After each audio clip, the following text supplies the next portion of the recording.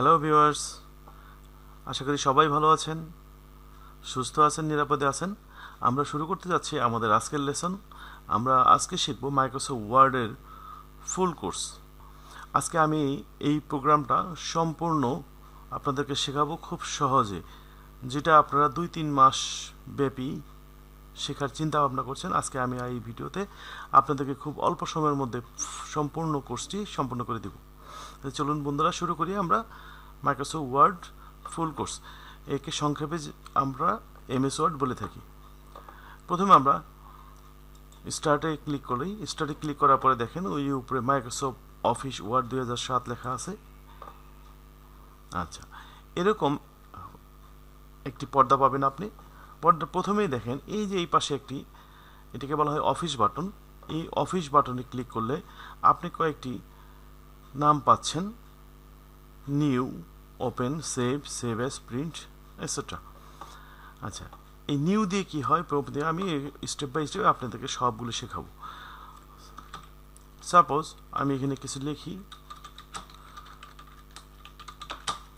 যাই হোক যা লিখলাম। এখন আপনি যদি মনে করেন যে এই পেজে আপনি না লিখে নতুন আরেকটি পেজ নেবেন, সেই ক্ষেত্রে আপনি নিউতে ক্লিক করে দেখেন এই যে ব্ল্যাঙ্ক ডকুমেন্টে ক্লিক করে ক্রিয়েটে ক্লিক করবেন। তখন আপনার সামনে আরেকটি নতুন পেজ চলে আসবে। বন্ধুরা একটু খেয়াল করেন, আপনার কিন্তু দুইটা পেজ ওপেন আছে। এই দেখেন, এই ডকুমেন্ট 1 এবং ডকুমেন্ট 2। আমরা এখন ডকুমেন্ট 2তে আছি, অর্থাৎ আপনি যেটা প্রথমে ছিলেন এটা ছিল ডকুমেন্ট 1। তাহলে আমরা ডকুমেন্ট 2টা ক্লোজ করি, আমার ডকুমেন্ট 1টা রয়ে গেছে। আচ্ছা, এই হলো আমাদের নিউ এর কাজ।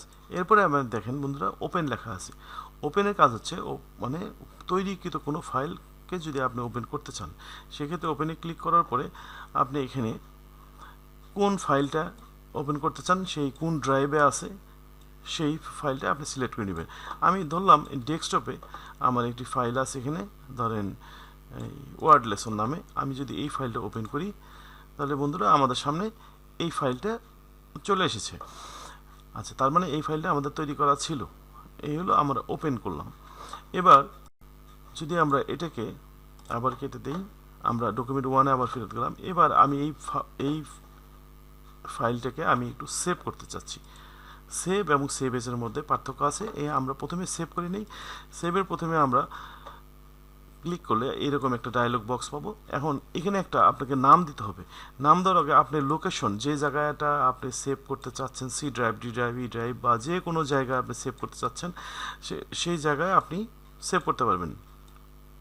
ধরুন আমি এখানে ডকুমেন্টের ভিতর সেভ করতে চাচ্ছি, তো ডকুমেন্টের ভিতর সেভ করলে এখানে একটি নাম দেন, সাপোজ কম্পিউটার লেসন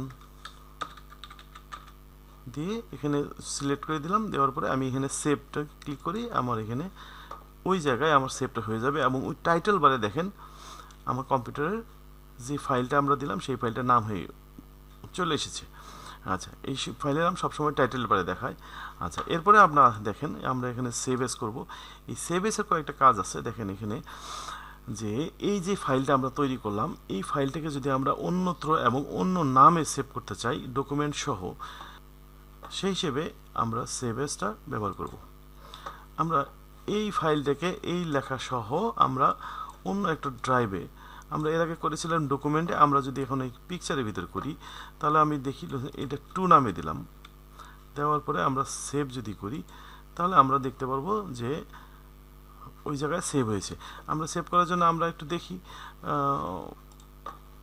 আমরা এখানে কোথায় সেভ করলাম, একটু খেয়াল করেন। পিকচারের ভিতর করেছি। দেখেন বন্ধুরা, এই যে লেসন কম্পিউটার 2 নামে সেভ হয়ে গেছে। এবং প্রথম যে ফাইলটা করেছিলাম সেটা ডকুমেন্টের ভিতরে কম্পিউটার লেসন নামে। তার মানে 2 জায়গায় সেভ হয়ে গেল। তাহলে আমরা এখানে বুঝতে পারলাম যে সেভ এস দিয়ে আমরা অন্যত্র সেভ করতে পারবো সমস্ত ডকুমেন্ট সহ। আচ্ছা বন্ধুরা, সেভ এসের আরেকটি কাজ আছে, সেটা একটু খেয়াল করেন। এই ফাইলটা সেভ এস করার সময় আমরা এই কাজটা করতে পারবো। পাশাপাশি আমরা এখান থেকে এই টুলস থেকে আমরা এখান থেকে এই জেনারেল অপশন থেকে এই পাসওয়ার্ডটা পরিবর্তন করে দিতে পারবো। যদি আপনি পাসওয়ার্ড দিয়ে রাখতে চান ফাইলটাকে, তাহলে পাসওয়ার্ড টু ওপেন এবং পাসওয়ার্ড টু মডিফাই দুইভাবে দিয়ে তারপরে আপনি ওকে দিলে আপনার এই ফাইলটা পাসওয়ার্ড সহ সেভ হয়ে যাবে। আশা করি বন্ধুরা বুঝতে পেরেছেন। এরপরে আমরা যাচ্ছি প্রিন্ট। আমাদের সবারই লাগে। প্রিন্টের তিনটা ইয়া আছে এখানে দেখেন, প্রিন্ট, কুইক প্রিন্ট এবং প্রিন্ট প্রিভিউ। প্রিন্টের মধ্যে যদি আমি ক্লিক করি তাহলে আমার সামনে এরকম একটি বক্স আসবে, ডায়ালগ বক্স আসবে। যদি আমার এখানে প্রিন্টার ইনস্টল করা নেই, তারপর আমি এখানে বলে দিচ্ছি এখানে হচ্ছে প্রিন্টারের যে প্রিন্টার দিয়ে আপনি ইউজ করতে চাচ্ছেন সেই প্রিন্টারের নামটা এখানে আসবে। যদি সফটওয়্যারটা ইনস্টল করা থাকে সেক্ষেত্রে এখানে নামটা আসবে, নামটা চয়েস করে দিবেন। এরপরে আছে পেজ রেঞ্জ। রেঞ্জ বলতে বোঝাচ্ছে আপনি কি করতে যাচ্ছেন, কতটুকু জায়গায় প্রিন্ট করতে যাচ্ছেন। আপনি যদি অল দেন তাহলে এই ডকুমেন্টের ভিতরে, এই ডকুমেন্ট বলতে আপনি বোঝাচ্ছে এই কম্পিউটার লেসন 2 এর ভিতরে যতগুলো পেজ আছে প্রত্যেকটা পেজ প্রিন্ট হবে। আর কারেন্ট পেজ বলতে আপনি যে পেজে আছেন বর্তমানে, যেটা আপনি দেখতে পাচ্ছেন সেটাকে বলা হয় কারেন্ট পেজ, শুধু সেই পেজটা প্রিন্ট হবে। আর যদি পেজেস দেন তাহলে মনে করেন আপনি এখানে 5টা পেজ আছে, আপনি 1 নম্বর পেজ প্রিন্ট করতে চান, 3 নম্বর পেজ প্রিন্ট করতে চান এবং 5 নম্বর পেজ প্রিন্ট করতে, সেই ক্ষেত্রে এইভাবে কমা কমা দিয়ে আপনি লিখবেন। এবং নাম্বার অফ কপি, প্রতিটা পেজের কয়টা করে কপি হবে, 1 হইতে পারে, 2 হইতে পারে, আপনি 2 দেন, 3 দেন, তার মানে প্রতিটা পেজের 3টা করে কপি হবে। আশা করি বুঝতে পেরেছেন। আচ্ছা, এরপর এখানে ডকুমেন্ট আছে, print all pages range, sheet per page, এগুলো আমার অত প্রয়োজন নাই। এখানে আরেকটা জিনিস প্রয়োজন আছে, প্রপার্টিসটা খেয়াল করেন। প্রপার্টিসে যেহেতু আমার প্রিন্টারটা ইনস্টল করা নাই সেহেতু প্রপার্টিসটা দেখানো যাচ্ছে না। আচ্ছা, এখানে দেখেন লেআউট এবং এক্স ডকুমেন্ট। এছাড়াও আদার্স যে জিনিসগুলো থাকে সেটা হচ্ছে আপনার যে প্রিন্টারটা আছে, প্রিন্টারের প্রপার্টিস বলতে আপনার প্রিন্টারটা কোনো প্রবলেম আছে কিনা, আপনার কালির ব্যাপার আছে, কালারের বিষয় আছে, এই বিষয়গুলো আপনার এখান থেকে প্রপার্টিস থেকে করে নিতে পারবেন। আশা করি বন্ধুরা প্রিন্ট বুঝতে পেরেছেন। এরপরে আমরা আসতেছি যেটা আমাদের প্রয়োজন, সেই জিনিসটা হলো প্রপার্টিস জিনিসটা খেয়াল করেন। এই যে প্রিপেয়ার থেকে প্রপার্টিস, এই প্রপার্টিস থেকে অনেকেই জানতে চান যে প্রপার্টিসটা আসলে কি। এই প্রপার্টিস থেকে আমরা কিছুটা মানে পরিসংখ্যানগত কিছু কাজ করতে পারি। যেমন ধরেন আমরা এখান থেকে যদি যাওয়ার পরে অ্যাডভান্স প্রপার্টিসে যাওয়ার পরে দেখেন আমাদের সামনে একটা ডায়ালগ বক্স আসলো। এই পেজটা, ফাইলটার নাম computer lesson, type Microsoft Word document, location কোথায় আছে এবং এই ফাইলটার সাইজ কত, কবে তৈরি করা হয়েছে সেই জিনিসটা আপনি দেখতে পারবেন। তারপরে স্ট্যাটিস্টের ভিতরে পাবেন আপনি কয়টা পেজ আছে, এর ভিতরে কয়টা প্যারাগ্রাফ আছে, কয়টা লাইন আছে, কয়টা ওয়ার্ড আছে, কয়টা ক্যারেক্টার আছে এবং ক্যারেক্টার উইথ স্পেস আছে। এই হিসাবটা আপনি এখান থেকে পাবেন। আর এখানে তেমন প্রয়োজন নাই, এই স্ট্যাটিস্টিক্সে আমাদের খুব প্রয়োজন, এই জিনিসটা আমরা এখান থেকে করতে পারি। আচ্ছা, তারপরে আর এখানে তো আপনার প্রয়োজন নাই, সেন্ড ইমেল এটাও প্রয়োজন নাই, পাবলিশ। এরপর আছে ক্লোজ। এরপরে যে জিনিসটা আছে ওয়ার্ড অপশনটা আপনাকে একটু দেখাই দিই। ওয়ার্ড অপশনের ভিতরে এটা হলো মাইক্রোসফট ওয়ার্ডকে কন্ট্রোল করা হয়। যেমন ধরেন পপুলার ভিতরে এখানে কিছু কিছু টিক চিহ্ন দেওয়া আছে, কিছু কিছু জিনিস তুলে দেওয়া আছে। এই জিনিসগুলো আপনাকে দেখে আপনাকে কাজটা করে নিতে হবে। ডিসপ্লের ভিতরে এখানে আছে show white space between page in print layout view. তাহলে বুঝতে পারতেছেন যে দুইটা পেজের ভিতরে যে ডিফারেন্সটা, এই জিনিসটা হবে show highlight mark, show document tool tips on hover. এবং এই যে জিনিসগুলো আছে প্রত্যেকটা জিনিস আপনি দেখে নেবেন। প্রুফিংয়ের ভিতরে আছে অটো কারেক্ট, যেটা আমাদের খুবই লাগে। যেমন অটো কারেক্ট যদি এই টিকচিহ্নগুলো তুলে দেওয়া না হয়, এর আগের ভিডিওতে আমি দেখিয়েছিলাম, না হলে তাহলে বাংলা অনেক অক্ষরে অনেক ক্যারেক্টার, যেমন র লিখলে ও হয়ে যাবে, এরকম সমস্যা আছে। এবং ignore upper case lower case, এই জিনিসগুলো এখানে আছে। এই জিনিসগুলো আপনারা দেখে বুঝে টিকচিহ্ন দিবেন এবং তুলে দিবেন।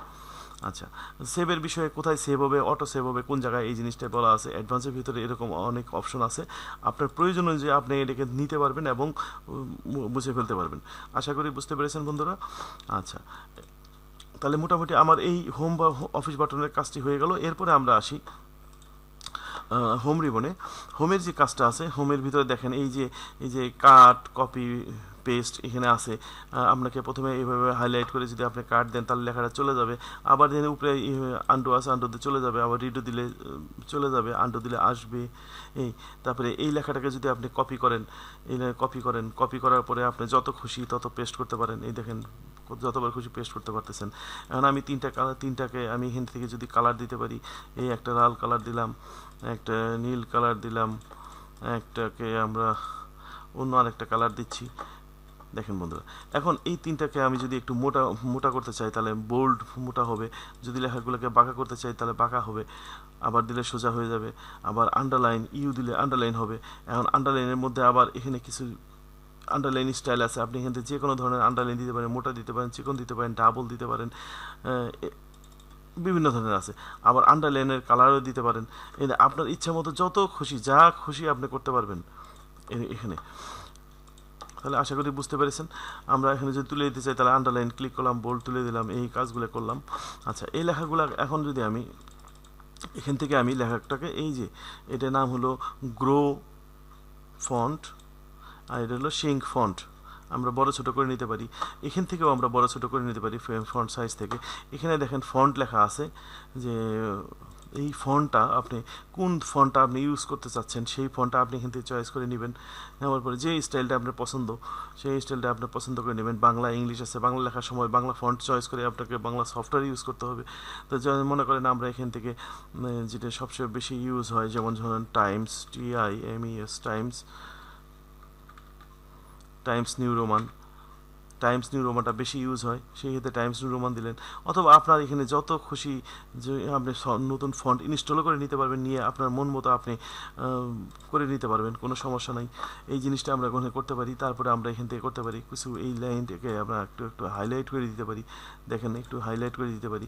আবার এই হাইলাইটটাকে আমরা তুলেও দিতে পারি, যে বিশেষ কোনো লাইনকে আমরা হাইলাইট করে দিতে পারি, আবার এখান থেকে নো করে দিতে পারি। আচ্ছা, তারপরে আমরা এখান থেকে এই যে তিনটা কালার আছে, তিনটা রং ইউজ করেছি, লেখার সাইজ বড় করেছি আমরা। এই যে ক্লিয়ার ফরম্যাটে ক্লিক করলে দেখেন সেই আগের পুরো অবস্থায় চলে যাবে, তার জন্ম অবস্থায় যা ছিল সেটা চলে আসবে। আমরা এইভাবে আবার বড় করি। আপনি তিনটা লাইনকে, মানে আমি বলতে চাচ্ছি তিনটা লাইনকে আপনি যা খুশি করেন, বড় করেন, এটাকে আরও ছোট করেন। এইটা হলো ফরম্যাট, মানে সাজানো। এখন আমি যদি ক্লিয়ার দেন তাহলে সে সব কিছু শেষ করে সে আবার আগের মতো চলে আসবে। এটাকে বলা হয় ক্লিয়ার ফরম্যাটিং। এরপরে আমরা যা জিনিসটা করব সেটা হচ্ছে, এই যে এখান থেকে একটু জেনে প্যারাগ্রাফ অপশনে দেয়, লেখাকে লেফটে, লেখাকে সেন্টারে নিতে চাইলে এখানে, রাইটে নিতে চাইলে এখানে। আর জাস্টিফাই হচ্ছে যদি লেখাটা লাইনটা আপনার পুরো লাইন হতো তাহলে উভয় পাশ সমান হতো, সেই হলো জাস্টিফাই। এরপরে আপনি এখানে আছেন প্যারাগ্রাফ থেকে আমরা এখান থেকে এই এক লাইন থেকে আরেক লাইনে স্পেসিংটা বাড়াই দিতে পারি। দেখেন স্পেসিংটা বাড়াই দিতে পারি, আবার কমিয়ে দিতে পারি। এছাড়াও আপনি যদি ইচ্ছা মতো করতে চান তাহলে এখান থেকে করতে পারবেন। এই যে যে আপনি সিঙ্গেল ধরেন 1.5 এবং 1-এর মধ্যে মাঝখানের সংখ্যাগুলো হলো ধরেন 1.3 দিলাম, 1.3। সেক্ষেত্রে আমরা একটা নির্দিষ্ট পরিমাণ গেল, এটা আমাদের নিজের ইচ্ছায় গেল, সেক্ষেত্রে লাইন অপশন এইভাবে দিবেন। আশা করি বন্ধুরা বুঝতে পেরেছেন। এরপরে আমাদের যে কাজটা হলো, এই যে বুলেট এন্ড নাম্বারিং। এই বুলেট মানে চিহ্ন। আমরা এখান থেকে যদি কোনো চিহ্ন ইউজ করি তাহলে চিহ্ন ইউজ করার পরে যা লিখবো সেটাই এই চিহ্নগুলো বারবার চলে আসবে। অনুরূপভাবে আমরা এখান থেকে যদি কোনো সংখ্যা দেই, কোনো ABCD রোমান দেই বা যা দেই না কেন, এইভাবে আসবে। দেখার পরে আপনি এন্টার দিলে এইভাবে চলে আসবে। এই হলো বুলেট এন্ড নাম্বারিং। যে বন্ধুরা এখানে আর তেমন কিছু নাই। আমরা যদি এখান থেকে শর্ট করি তাহলে দেখেন এই যে এইভাবে 0 থেকে শুরু হবে, এবং যদি ডিসেন্ডিং করি তাহলে এখান থেকে বড় থেকে ছোট আসবে। এই জিনিসটা আমরা টেবিলের মধ্যেও শিখবো। যাই হোক, আমরা এখান থেকে এই কাজটি করতে পারলাম। আচ্ছা, এখন আমরা এই যে দেখেন এখানে লেখা আছে শেডিং। আমরা এই লেখাটাকে পিছনে আমরা এখান থেকে যদি কিছু শেডিং দিতে চাই, যে এই লেখাগুলোর নিচে আমরা শেডিং দিতে পারবো, শেডিং করে নিয়ে আমরা লিখতে পারবো। এরপরে আমরা এই লেখাগুলোকে একটা বক্সের ভিতরে আনতে পারবো। দেখেন অল বর্ডার, এখান থেকে আমরা বক্স করে নিতে পারবেন। এখান থেকে বক্স নিলাম, বক্স নেওয়ার পরে আপনি ইচ্ছা মতো বর্ডার করে নিতে পারবেন। বক্সটা যদি এই দাগের না হয়, অন্য দাগের করতে চান, সেক্ষেত্রে আপনি অন্য দাগের করে নেবেন। সেক্ষেত্রে অটোমেটিক কালারও দিতে পারবেন ওই দাগগুলার। দেওয়ার পরে দেখেন, তারপরে ওকে দেন, হয়ে যাবে। অল বর্ডার দেন। এইভাবে আমরা এই বর্ডারের কাজগুলো করে নিতে পারি। এরপরে যদি আমরা নো বর্ডার দিই তাহলে দাগগুলো চলে যাবে।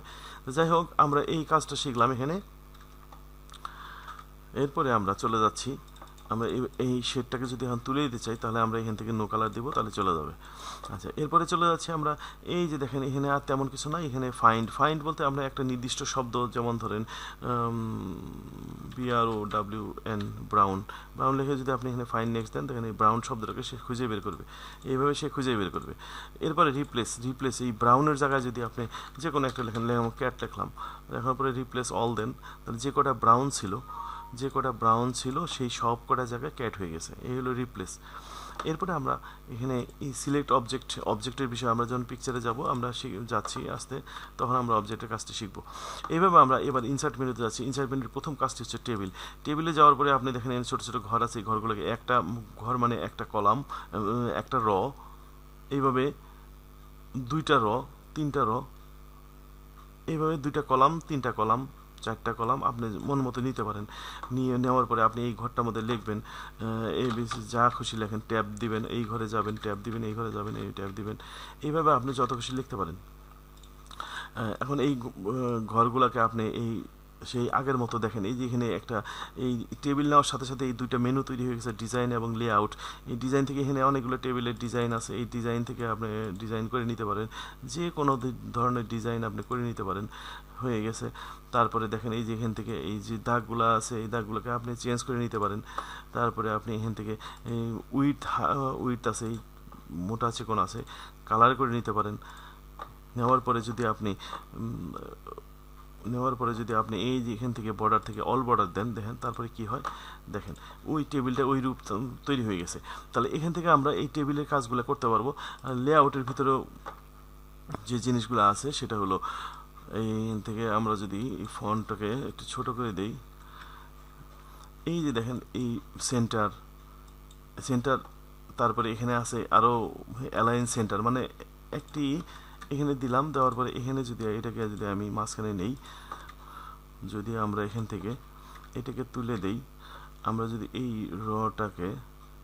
রটার দাগটাকে দিই, কিন্তু লেখাটা কিন্তু ছোট বাট রটা বড়। সেই ক্ষেত্রে আমরা যদি এখানে এই উপরে দেই, তাহলে লেখাটা দেখতে ভালো লাগতেছে না, এই জন্য এই কাজটা আমরা মাঝখানে নিলাম, লেফটে নিলাম, রাইটে নিলাম, এই টপ রাইটে নিলাম, লেফট নিলাম। অতএব আমরা এখান থেকে যে কোনোভাবে এই কাজগুলো করে নিতে পারো।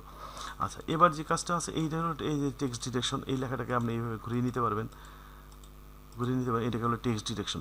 তারপরে আপনার এই শর্ট যদিও আমরা এখানে সংখ্যা নাই, এই যে 1 2 2 3 নিলাম। এখন যদি আপনি এটাকে শর্ট করতে চান, তাহলে এই শর্ট করতে পারবেন। আপনি নাম্বার অ্যাসেন্ডিং বা ডিসেন্ডিং দেন, দেওয়ার পরে এই হয়ে যাবে। এরপরে আবার অ্যাসেন্ডিং দেন 1 2 3, এইভাবে আস্তে আস্তে চেঞ্জ হয়ে যাবে। যেহেতু এই সেলটা বড়, এই জন্য এটাকে ক্লিয়ার হচ্ছে না। যাই হোক, মূলত আপনার এটা মানে অর্ডারটা চেঞ্জ হয়ে যাবে। তো যাই হোক বন্ধুরা, টেবিলটা আমরা বুঝতে পারলাম। এরপরে আমরা চলে যাচ্ছি পিকচারের ভিতরে আরও কিছু কাজ আছে। যেমন ধরুন আমরা পিকচারে চলে গেলাম, যে কোনো একটা পিকচার নেই। এই পিকচার নেওয়ার পরে এই পিকচারটা আমাদের এইভাবে সামনে চলে আসলো। আমরা এটাকে ছোট করে করে নিতে পারি। কিন্তু বন্ধুরা দেখেন, ছবিটা যদি আমি সরাই, ছবিটা সরে না। এটাকে মুভ করার জন্য আমরা যে টেক্সট র্যাপিং যে অপশনটা আছে, এই টেক্সট র্যাপিংয়ে যাবো, যাওয়ার পরে বিহাইন্ড টেক্সট দিব। তাহলে আমরা এই ছবিটাকে যে কোনোভাবে আমরা সরাতে পারবো, এবং এই ছবিটাকে আমরা বিভিন্ন ফ্রেমে আবদ্ধ করতে পারবো। এখানে অনেক ধরনের ফ্রেম আছে, আপনার পছন্দ মতো আপনি এখান থেকে ফ্রেম করে নিতে পারবেন। যে কোনোভাবে আপনি রাউন্ডের ভিতরে করতে পারবেন, এবং এই কাজগুলি আপনার এখান থেকে করে নিতে পারবেন। এরপরে যে ছবির ব্রাইটনেস, কন্ট্রাস্ট, এগুলো করে নিতে পারবেন। তারপরে একটা শেপের ভিতরে, এই ছবিটাকে যদি আপনি কোনো শেপের ভিতরে আবদ্ধ করতে চান, সেটাও করতে পারবেন আপনার মন মতো। দেখেন এই শেপগুলো দেওয়া হয়েছে এই কারণেই যে আপনি যাতে একটা প্লাসের ভিতরে যদি দেই, দেখেন আপনি যে কোনোভাবে আপনি একটা শেপের ভিতরে নিয়ে নিতে পারবেন। যদি আমরা এরকম করি, দেখেন যে কোনো একটা শেপ ভিতরে আপনি করে নিতে পারবেন। অতএব আমরা এই শেপটা বুঝলাম। তারপরে এই ছবির ভিতরে বর্ডার দিতে পারবেন, যা দিতে পারবেন। এফেক্টের ভিতরে কিছু কাজ আছে, যেমন 3D এরকমভাবে করে দেখবেন একটা করে, তাহলে দেখবেন যে আপনি ওকে হয়ে গেছে আপনার। আচ্ছা, তারপরে আমরা যদি এটাকে এই ছবিটাকে পরিবর্তন করে অন্য ছবি পিকচার করতে পারবেন, রিসেট করতে পারবেন। আচ্ছা, যাই হোক, মোটামুটি আমরা পিকচারের কাজটি শেষ করলাম। এরপরে আমরা চলে আসি ক্লিপ আর্ট। পিকচার এবং ক্লিপ আর্ট একই। আর শেপটা আমি বললাম, শেপ যে কোনো একটা শেপ নিতে পারবেন আপনি। যে কোনো একটা শেপ নিলে, মানে সাপোজ একটা রাউন্ড, শিপ চেপে যদি আপনি রাউন্ডটা করেন, তাহলে এই সমান হারে যাবে। আর শিপ ছাড়া যদি করেন, তাহলে এরকম হবে। দেখেন এরকম আছে, শিপ চাপেন তাহলে কেমন হয়ে যায়। অতএব শিপ চেপে সবসময় কাজ করার চেষ্টা করবেন। এই শিপ দিলাম, দেওয়ার পরে আপনি এর ভিতরে একটা কালার দেন। আপনি যে কোনো কালার দিতে পারবেন। আপনি এখান থেকে এইভাবে 3D করতে পারবেন, শ্যাডো সেট করতে পারবেন, শ্যাডো সেট করতে পারবেন। তারপরে আপনি এখান থেকে 3D এফেক্ট দিতে পারবেন। দেখেন 3D এফেক্ট দিতে পারবেন। অ্যান্ড 3D এফেক্ট দিলে 3D এফেক্টের জন্য আবার কালার আছে, এর আরেকটা কালার সেট করেন, তাহলে 3D এফেক্ট হয়ে গেল। এইভাবে আপনি অনেক কাজ করে দিতে পারবেন। ঘুরাই দিতে পারবেন ছবিটাকে, এইভাবে ঘুরাই দিতে পারবেন। তো যাই হোক, মোটামুটি আমরা অনেক দূর শিখে ফেললাম। আপনারা এই ছোট ছোট জিনিসগুলো প্র্যাকটিস করলে দেখবেন যে আপনার সব কিছু হয়ে গেছে, যে কোনো কালার করে দিতে পারবেন।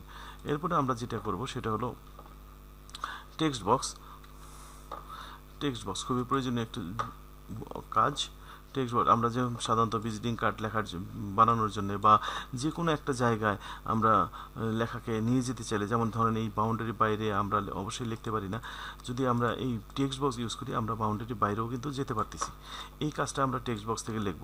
টেক্সট বক্সের ভিতরে আপনি লিখবেন, যে কোনো কিছু লিখবেন, লেখার পরে অটোমেটিক্যালি বড় হয়ে যাবে। এইভাবে আপনি টেক্সট বক্স দিয়ে করতে পারবেন। আচ্ছা, তারপরে আমরা চলে যাচ্ছি word art.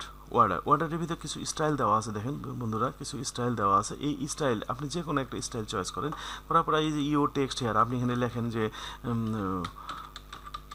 Microsoft word tutorial. দেখুন বন্ধুরা, এই যে চলে এসেছে, এই ডিজাইনটা হয়ে গেছে এখানে। কিন্তু এই ডিজাইনটা আপনি লেখাটা আমি আগেই দেখিয়েছি। এটাকে মুভ করাতে হলে, সহজে ইজিতে করাতে হলে আপনাকে অবশ্যই বিহাইন্ড টেক্সট করে নিতে হবে। বিহাইন্ড টেক্সট করে নিলে আগের সেই পিকচারের মতোই আপনার এই ইয়েটা হয়ে যাবে। আচ্ছা, এখন আপনি এটাকে দেখেন, এখানে বিভিন্ন ধরনের অপশন দেওয়া আছে। এডিট টেক্সট, এডিট মানে হচ্ছে আপনি এই লেখাটাকে যদি আপনি মাইক্রোসফট ওয়ার্ড ফুল টিউটোরিয়াল দেন তাহলে কি হলো, আরেকটা ওয়ার্ড সংযোগ হয়ে গেল। এই দেখেন সংযোগ হয়ে গেছে। এইভাবে আপনি এই প্রত্যেকটা অক্ষরকে এইটা স্পেসিং করে নিতে পারবেন। Very tight, normal, loose, very loose, এইভাবে করে নিতে পারবেন। দেখেন এই দেখেন, আরও নর্মাল, আগে যা ছিল এই। এখন তারপরে এই ডিজাইনটাকে আপনি এখান থেকে চেঞ্জ করে নিতে পারবেন। এই দেখেন, চেঞ্জ করে নিতে পারবেন আপনার ইচ্ছা মতো। আপনার যে ডিজাইনটা পছন্দ সেই ডিজাইনটা আপনি এখান থেকে করে নেবেন। আচ্ছা, এইভাবে দিলাম। তো এরকম যদি কার্ভ দিই, কার্ভ দেওয়ার পরে নিচের অংশটা, নিচের বাটনটা ধরে যদি আপনি চাপ দেন, এই জিনিসটা এরকমভাবে কার্ভ হয়ে যাবে, মানে এরকম কার্ভ হয়ে যাবে আপনি। এবং এই হলুদটা অংশ যদি চাপ দেন তাহলে এই জিনিসটা আরও হবে, বা আপনি এইদিকে ওইদিকে সরাতে পারবেন। আর এই সবুজ অংশটা যদি দেন তাহলে আপনি এটাকে ঘুরাইতে পারবেন। আপনি ডানে বামে যেদিকে খুশি নিতে চান আপনি ঘুরিয়ে নিতে পারবেন। এই কাজটা আমরা এখান থেকে করে নিতে পারি খুব সহজেই। আচ্ছা বন্ধুরা, এই যে আর বাকি জিনিসগুলো আমি আপনাকে শ্যাডো দেখিয়েছি, 3Dও দেখিয়েছি। এই কাজগুলো আপনি এখান থেকে করে নিতে পারবেন। আচ্ছা, এরপরে আমরা যে কাজটা করব, ইনসাইডের ভিতরে ইকুয়েশন। এই ইকুয়েশনগুলো, মানে ছোট্ট একটা অঙ্ক আমি আপনাকে করানোর চেষ্টা করছি। ধর সাপোজ এই অঙ্কটা আমরা একটু করব। আমরা এই অঙ্কটা করার জন্য আমরা একটু নিচে যাই, হুবহু অঙ্কটা করব। তাহলে আমরা এখান থেকে ইকুয়েশনে যাওয়ার পরে এই যে দেখেন ইনসার্ট নিউ ইকুয়েশনে গেলাম। যাওয়ার পরে আমাদের টার্গেট হলো এইটা, আমরা এই কাজটা এখানে করব। সেক্ষেত্রে আমরা প্রথমে একটা ফার্স্ট ব্র্যাকেট আছে, আমরা তাহলে এখান থেকে ব্র্যাকেট, দেখেন এখানে লেখা আছে ব্র্যাকেট, ব্র্যাকেট থেকে ব্র্যাকেট দিলাম। তারপরে মাঝখানে লেখা আছে এক্স প্লাস এ। কিন্তু এখানে যেহেতু পাওয়ার আছে, অথবা আমার এই কাজটা কিন্তু হয়নি। তার মানে সতর্কতার সহিত আপনাকে অবশ্যই দেখে নিতে হবে। আমরা এখান থেকে ইনসার্ট নিউ ইকুয়েশন, আপনি এই ব্র্যাকেট নেওয়ার সময় এইভাবে না নিয়ে আপনাকে পাওয়ার সহ নিতে হবে। তাহলে পাওয়ারটা কোথায় আছে আপনি একটু খেয়াল করেন, এই যে এই জায়গায় আছে। তার মানে কি, আপনাকে ব্র্যাকেটটা নেওয়ার সঙ্গে সঙ্গে আপনাকে পাওয়ারটা নিয়ে নিতে হবে। যেহেতু আমার এই জিনিসটা আছে এখানে, প্রথমে আমাকে একটা ব্র্যাকেট নিয়ে নিতে হবে। একটা পাওয়ার নিলাম, নেওয়ার পরে আমরা এখানে একটা ব্র্যাকেট নিব। ঠিক, পাওয়ারটা নিলাম। তাহলে কি হলো, এক্স প্লাস এ, এই পাওয়ারটা হলো এন। এবার আমরা জাস্ট রাইট অ্যারো চেপে কার্সরটাকে একটু বড় করে নিব। নেওয়ার পরে ইকুয়াল সাইনটা দেব। দেওয়ার পরে দেখেন এই বন্ধুরা এখানে একটা সামেশন আছে, একটা পাওয়ার আছে। এই সামেশনটা আমরা এখান থেকে নিয়ে নিব। একটু মনোযোগ দিয়ে দেখবেন যে পাওয়ারটা কোন জায়গায় আছে। তাহলে এই যে এই পাওয়ারটা যদি আমরা এখানে নেই, তাহলে আমরা এখানে লিখতে পারবো এন, এখানে লিখতে পারবো কে ইজ ইকুয়াল টু 0 বা ও। তারপরে এখানে নেওয়ার সময় এখানে দেখেন একটা পাওয়ার আছে, একটা ব্র্যাকেট আছে, উইথ পাওয়ার আছে। অর্থাৎ আমরা যদি এখান থেকে একটা পাওয়ার নেই, এই যে দেখেন বন্ধুরা এখান থেকে এই জিনিসটা আছে, এই যদি নেই তাহলে এটা হবে n এবং এটা হবে k। এবার রাইটেরও চেপে একবার দুইবার চাপলাম, কি এবার আছে জাস্ট এক্স এর পাওয়ার। তাহলে এক্স এর পাওয়ার জন্য আমরা জাস্ট এইটুকু নিলেই চলে। তাহলে এক্স এর পাওয়ার কে, রাইটেরও এ যেহেতু, তাহলে এ এর পাওয়ারটা নিতে হবে আমার। এখানে যায় এ এর পাওয়ারটা নিয়ে নেই, এ এন মাইনাস কে। যার বন্ধুরা দেখুন এই জিনিসটা আমরা হুবহু তৈরি করে ফেললাম। অর্থাৎ আমরা ইকুয়েশনের কাজটাও আমরা শিখে ফেললাম। আশা করি বন্ধু বুঝতে পেরেছেন। এরপর আসেন সিম্বল বলতে যে কোনো ধরেন আমরা একটা মোবাইল নাম্বার লিখি 017, যে কোনো একটা মোবাইল নাম্বার লিখলাম। এখন এই মোবাইল নাম্বারটা, এটা একটা মোবাইল নাম্বার আমরা বুঝি, আপনি বুঝেন, বাট যদি বিদেশ থেকে কেউ আসে, লোক আসে, তাহলে কিন্তু এই মোবাইল নাম্বার বোঝা যাচ্ছে না। এটা যে কোনো একটা সিরিয়াল নাম্বার হতে পারে, নাম্বার হতে পারে। সেই জিনিসটাকে আমরা একদম স্পষ্টভাবে যদি করে দিতে চাই, সেক্ষেত্রে আমরা সিম্বল থেকে আমরা এই মোর সিম্বলে যাব। মোর সিম্বল যাওয়ার পরে এখানে একটা যদি মোবাইলের ছবি দিয়ে দিই তাহলে কেমন হয়। সেক্ষেত্রে আমরা এইখান থেকে যেহেতু আমার জানা আছে আমি নামটা কোথায় আছে মোবাইলের ছবিটা, আমরা একটু খুঁজে নেই। এই উইংডিংস অথবা ওয়েবডিংস, দেখেন উইংডিংসের ভিতরে দেখি আছে কিনা, আমরা একটু খুঁজতে হবে, আমাদের খুঁজে নিতে হবে। যদি না থাকে, উইংডিংসে না থাকে, উইংডিংস 2তে দেখেন এখানে থাকতে পারে। যদি তাও না থাকে, আমাদের তারপরেরটাই যান, ওয়েবডিংস। আমরা ওয়েবডিংয়ে চলে গেলাম। ওয়েবডিংয়ে যাওয়ার পরে দেখেন এই দেখেন মোবাইল নাম্বারটা আমরা পেয়েছি। যদি আমরা এখানে একটা মোবাইল নাম্বার দিই, দেওয়ার পরে একটা কোলন দিই, তাহলে কিন্তু এখানে আর কোনো প্রশ্ন থাকলো না যে এটা একটা মোবাইল নাম্বার আর অন্য কিছু না। সেই জিনিসটাকে ক্লিয়ার করার জন্য আমরা এই সিম্বলটা ব্যবহার করবো। অর্থাৎ সিম্বলটা হচ্ছে যে কোনো কিছুর চিহ্ন দিয়ে কোনো কিছুর অর্থ প্রকাশ করে হচ্ছে সিম্বল। এরপর বন্ধুরা আমরা এখানে ইকুয়েশন সিম্বল, এরপর চলে যাচ্ছে পেজ লেআউটে। ভেরি ইম্পর্টেন্ট একটা পেজ কাজ, সেটা হলো এই পেজটা যে আমরা যে পেজে লিখতেছি সেই পেজের মার্জিন। এই মার্জিন, এখানে কিছু মার্জিন সেট করে দেওয়া আছে, যেমন টপ বটম লেফট রাইট দেওয়া আছে। আপনি যদি কাস্টমে দিতে চান তাহলে কাস্টমে যে আপনি এখান থেকে সেট করে নিতে পারবেন। যে 1 যেমন ধরেন আপনি যদি কোনো স্ট্যাম্পে লিখতে চান বা প্যাডে লিখতে চান, সেক্ষেত্রে প্যাডে লিখতে হলে 2.5 দিলেও চলে। দেওয়ার পরে আপনি ওকে দেন, দেখেন এই উপরে থেকে এই 2.5 আড়াই ইঞ্চি বাদ চলে গেছে। এরপরে যদি আপনি এখান থেকে স্ট্যাম্পে করতে চান, যেমন দলিল লেখার সময় স্ট্যাম্পে, সেক্ষেত্রে আমরা 3.5 ইউজ করি। 3.5 ইউজ করি। বটমে হাফ, লেফটে 1.5 ইউজ করি, 1.5, এবং রাইটে 0.5, বটমে 0.5 ইউজ করি। করার পরে আমরা করি। তাহলে বন্ধুরা এই যে 3.5, তার মানে কি স্ট্যাম্পে যে উপরে যে সিলটা থাকে, টাকার চিহ্ন বা ছবি জাতীয় থাকে, সেই জিনিসটা আপনি এখান থেকে হয়ে যাবে।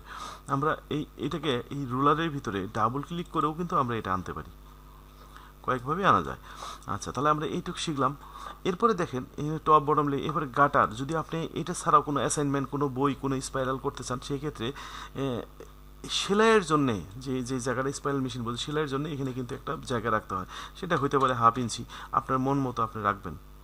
রাখার পরে দেখেন এখানে একটা জায়গা আরও এক্সট্রা চলে যাবে। এবং এখানে একটু খেয়াল করেন, এই যে প্রিভিউতে খেয়াল করেন, এখানে দেখেন এই যে একটা সেলাইয়ের জায়গা চলে এসেছে। যাই হোক বন্ধুরা, আশা করি বুঝতে পেরেছেন। এবার দেখেন ওরিয়েন্টেশনের মধ্যে দুইটা অপশন আছে, একটা পোর্ট্রেট এবং একটা ল্যান্ডস্কেপ।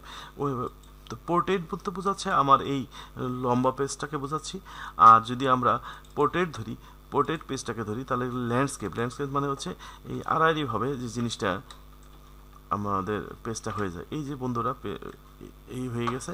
এবং আমি যদি আমি পোর্ট্রেট দিই, তাহলে এরকম হয়ে গেছে, দেখেন এইভাবে হয়ে যায়। অর্থাৎ এইখানে আমরা ল্যান্ডস্কেপ দিয়ে এবং পোর্ট্রেট দিয়ে দুইভাবে কাজ করতে পারবো। আচ্ছা, এরপরে পেপার সাইজ সাধারণত আপনার মন মতো ওই যে লেটার সাইজ বা লিগ্যাল সাইজ বা 8.5x11 বা 8.5x14 সাইজ ব্যবহার করে থাকি। এই পেজটা আপনারা লিখে দেবেন। আচ্ছা, এখানে আর তেমন কোনো কাজ। এরপরে যে অংশটা আছে, আমরা এটাকে সবগুলি 1 করে দিচ্ছি। আমরা এই পেজটাকে একটু বড় করে দিচ্ছি। আমরা যদি এটাকে এই কলাম করি, কলাম মানে হচ্ছে এই পেজটাকে দুইটা ভাগে ভাগ করতে চাই। দেখুন বন্ধুরা, এই যে দুই ভাগ হয়ে গেছে। আমরা মার্জিনটাকে আরও একটু কমিয়ে দিই,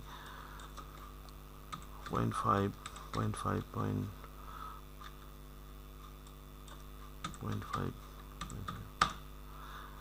এবার দেখেন এই যে দুইটা ভাগে ভাগ হয়ে গেছে। আপনি ইচ্ছে করলে তিনটা ভাগেও ভাগ করে নিতে পারবেন, তিনটা ভাগেও ভাগ করে নিতে পারবেন। যে ইকুয়েশনের জন্য আমাদের সমস্যা হচ্ছে, যদি আমরা এটাকে তিনটা ভাগেও ভাগ করে নিতে পারবো। সেক্ষেত্রে লাইন স্পেসিংটা যেহেতু এই মাঝখানে যে অংশটা, এই অংশটা কমানোর জন্য এই যে দেখেন এখানে এই যে উপরের যে অংশটা, এটা কমাই দিলেই আপনার প্রত্যেকটা জায়গায় কমে যাবে। আচ্ছা, এবার এই কলামটার লেখা যদি এইভাবে নিতে চাই, তাহলে আমরা এখান থেকে ব্রেকে যাব। তো ব্রেক কি আছে? পেজ ব্রেক আছে, ব্রেক দুই প্রকার, পেজ ব্রেক এবং কলাম ব্রেক। আমরা যদি কলামে ক্লিক করি তাহলে এই কলামের লেখা এই কলামে চলে যাবে। আবার এখানে রেখে এটাকে যদি দেই, আবার এই কলামের লেখা এই কলামে চলে যাবে। অর্থাৎ তিনটা পেজ আমার হয়ে গেল। আবার যদি এটাকে এখানে আনতে চাই, তাহলে এখানে কার্সর রেখে একবার আপনি ডিলিট চাপেন, দেখেন আপনার কাছে সমস্ত লেখাগুলি চলে আসবে। এখানে যে একবার ডিলিট চাপেন, চলে আসছে। এখন যদি আবার পুরো পেজটাকে ওয়ান করতে চাই, ওয়ান হয়ে যাবে। এইভাবে আমরা পেজ ব্রেকের কাজটা করব। আচ্ছা, এটা আমাদের প্রয়োজন নেই। আজ ওয়াটারমার্ক বসেছেন, এরকমভাবে যদি আপনি করতে চান তাহলে এই ওয়াটারমার্ক করতে পারবেন। আমরা এই ওয়াটারমার্ক থেকে আমরা এখানে যদি কাস্টম ওয়াটারমার্ক দিই, যেমন ধরেন আমরা এখানে কিছু লিখবো, যে কনফিডেন্সিয়াল জায়গায় আপনি লেখেন মাইক্রোসফট ওয়ার্ড লিখলাম। আপনি কালার দিতে পারেন, আপনি যে কোনো একটা কালার দেন, হালকা কালার দেন, দেখেন হয়ে গেছে। অতএব আমরা এখান থেকে আমাদের মন মতো আমরা এখানে কাজটা করে নিতে পারবো। আপনি পেজের ব্যাকগ্রাউন্ড দিতে চান বা জল ছাপ দিতে চান, সেই কাজটা আমরা এখান থেকে করে নিতে পারবো। আচ্ছা, তারপরে আপনি কালার দিতে পারবেন, যে কালারে আপনি ব্যাকগ্রাউন্ডে কাজ করতে চান সেই ব্যাকগ্রাউন্ডটা আপনি দিয়ে নেবেন আপনার ইচ্ছা মতো, মানে যা খুশি আপনি করতে পারবেন। অতএব আমাদের আর এখানে আর কোনো টেনশনের কোনো কারণ নেই। এরপর আসেন পেজ বর্ডার দেখেন একটা আছে নর্মাল বর্ডার। আমরা টেক্সটের চারপাশে যেটা ব্যবহার করি, দেওয়ার পরে দেখেন একটা বর্ডার হয়ে গেছে। এই বর্ডারটাকে আপনি মোটা চিকন করে নিতে পারবেন, কালার করে নিতে পারবেন, এইটাকে মোটা চিকন করা যাবে, আরও স্টাইল চেঞ্জ করে নিতে পারবেন। এরপরে আমরা যেটা আসি, বর্ডারের পাশে শ্যাডো দিতে পারবেন। এরপরে আমরা যেটা আসি সেটা হলো এই যে দেখেন আর্ট নামে একটা অপশন আছে। আপনি এখানে ডিজাইন করে বর্ডার করে নিতে পারবেন, যে কোনো একটা ডিজাইন করে বর্ডার করে নিতে পারবেন। এই বর্ডারটাকে আপনার ছোট বড় করে নিতে পারবেন, এইভাবে চিকন করে নিতে পারবেন। কি নেওয়ার পরে এই ওকে দিলেন, দেখেন চারপাশে বর্ডার হয়ে গেছে। এরপরে আপনার এটাকে আবার বড় করে নিতে পারবেন, সম করে নিতে পারবেন। আচ্ছা, এরপরে শেডিং যদি মাঝখানে, যদি এই লেখাটার মাঝখানে যদি কোনো পার্সেন্টেজ হিসেবে কোনো মানে একটা হালকা একটা শেড দিতে চান, তাহলে তাও দিতে পারবেন। তাহলে এইভাবে আপনি যত লিখবেন তত একটা শেড হয়ে যাবে। এটা আপনার ইচ্ছা মতো আপনি করে নেবেন। শেডিংটা যদি 5% দেন হয়ে যাবে, আরও কমে যাবে। আর যদি মনে করেন না কিছুই দেবো না, তাহলে সলিড দিবেন, সলিড দেওয়া মানে বা ক্লিয়ার দিবেন, ক্লিয়ার দিলে ক্লিয়ার হয়ে যাবে। এই আর কি আমরা এই জিনিসটা এখানে শিখতে পারলাম। আচ্ছা, তারপরে হচ্ছে এই বর্ডারটার আরেকটা কাজ আছে। বর্ডারটা অনেক সময় পেজে বা প্রিন্টে আসে না বা সাইডে কেটে যায়। এটার জন্য আমাদের যা করতে হবে, এই যে যদি আপনি লেখাটা সহ করতে চান বা লেখা যাতে না কাটে, সেটা অপশনে যে এই যে মেজার ফ্রম, এখানে যে টেক্সট দিয়ে দেবেন, মেজার ফ্রম টেক্সট। তাহলে দেখেন ওকে দেওয়ার সাথে এই বর্ডারটা এখানে চলে আসবে। ওকে দেখুন বন্ধুরা চলে আসছে। এরপরে দেখেন এখানে মার্জিন কম, এখানে মার্জিন বেশি। তার মানে কি আমার মার্জিন ঠিক নাই। এই ক্ষেত্রে আপনাকে মার্জিনটা করে নিতে হবে। যেমন ধরেন রাইটে আপনি একটু বাড়িয়ে নিতে হবে, যেমন 1 দিলাম। টপে সবসময় একটু বাড়িয়ে নেওয়াই ভালো, তাহলে আপনার আর টেনশন থাকবে না। এই করে নিলাম। আচ্ছা, এরপরে আপনি যদি এখানে যে আপনি প্রিন্ট প্রিভিউ করেন, প্রিন্টে করার সময় আমরা একটু দেখিয়েছি, প্রিন্ট প্রিভিউ করে দেখবেন যে কোন জায়গায় সমস্যা আছে কিনা। আপনি ইচ্ছা করলে কিন্তু এখান থেকেও এই মার্জিনটা চেঞ্জ করে নিতে পারেন। আপনি এখানে কতটুকু দরকার, আপনি এখানে টপে যে আর একটু বাড়িয়ে দেন, ওকে দেন, লেফটে করে দেন, একটু আপনি যাই হোক এইভাবে মার্জিন চেঞ্জ করে আপনি সমান করতে পারবেন। আচ্ছা, তারপর সাইজ করতে পারবেন, এখান থেকে জুম করতে পারবেন, আপনি এখান থেকেই সব কিছু করতে পারবেন, মানে আপনি পুরো পেজটা আপনি একসাথে দেখতে পারেন। এটা হলো প্রিন্ট প্রিভিউ। তো যাই হোক, মোটামুটি আমার এই পেজ লেআউট পর্যন্ত আমি আপনাদেরকে দেখানোর চেষ্টা করলাম। আর বাকিগুলো তেমন কোনো প্রয়োজন নাই। ভিউ মেনুর ভিতর যে জিনিসটা আছে, আমরা যে কাজটা করতেছি এটা হলো প্রিন্ট লেআউট। তারপরে আছে জুম করলে তো আপনি বুঝেনই পেজটাকে ছোটো বড়ো করে নেওয়া যায় কীভাবে, বা 100% করলে 100% দেখাবে। এইভাবে আমরা এই কাজটি পুরো MS ওয়ার্ড কাজটি সম্পন্ন করলাম। বন্ধুরা, কারো কোনো কথা থাকলে আমার ভিডিওর কমেন্টস বক্সে আপনারা জানিয়ে দেবেন, আমি আপনাদেরকে অবশ্যই সলভ করার চেষ্টা করব। এছাড়াও আমরা যদি বাংলা লিখতে চাই, সেক্ষেত্রে আমরা এখানে বাংলা সফটওয়্যারটি ব্যবহার করব, এবং ফন্ট হিসেবে আমরা যে সমস্ত ফন্টের লেখাই আছে বা MJ বা এরকম অনেক ফন্ট আছে, বা ইউনিকোড ব্যবহার করতে পারবো। সব কিছু মিলে আমাদের পরিপূর্ণ এই মাইক্রোসফট ওয়ার্ডটা আমরা খুব সহজে আপনাকে মাত্র 30 মিনিটে শেখানোর চেষ্টা করেছি। যদি ভালো লাগে অবশ্যই চ্যানেলটি সাবস্ক্রাইব করবেন, লাইক দেবেন, কমেন্টস করবেন। আজ এই পর্যন্ত, ধন্যবাদ সবাইকে। আল্লাহ হাফেজ।